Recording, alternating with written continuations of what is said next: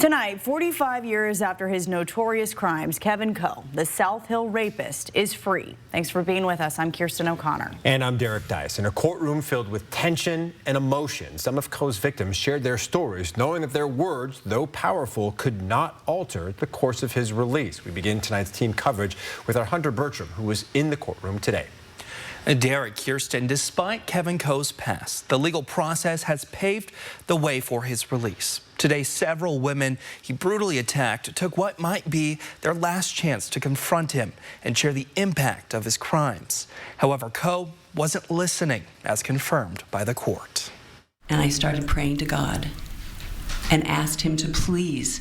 The worst that he could do was kill me. Just let me live. For dozens of women, they've lived their lives as rape survivors. They were young women in their teens and 20s when they were attacked.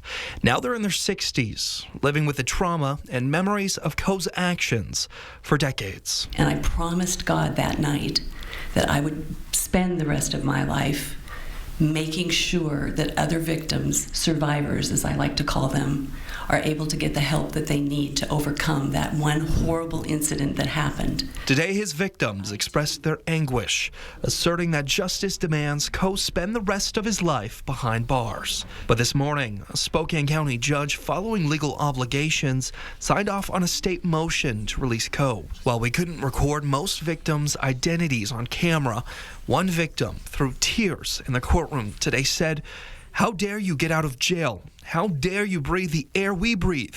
That's not fair. Now I have to look over my shoulder again." Some women mentioned they continue to live in fear of what Coe might do next. Another said the desensitization of harming women in the country has got to stop. The repeat offenders sitting out on the street has got to stop. That will be my mission. Coe served 25 years in prison.